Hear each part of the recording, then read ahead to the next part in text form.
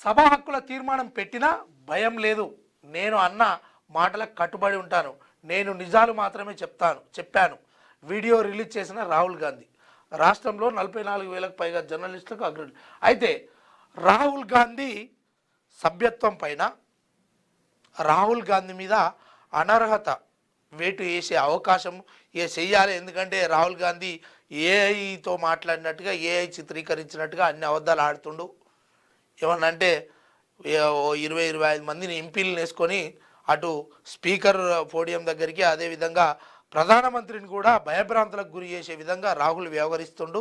అందుకోసము ఈయనకు ఈ లోక్సభ ఆ పోటీకి సంబంధించి అసలు ఆయన జీవితకాలం కూడా పోటీ చేయకుండా ఉండాలి అని, అనర్హత వేటు చేయాలి అని చెప్పేసి ఓ బీజేపీ ఎంపీ మాట్లాడుతూ ఉన్నాడు.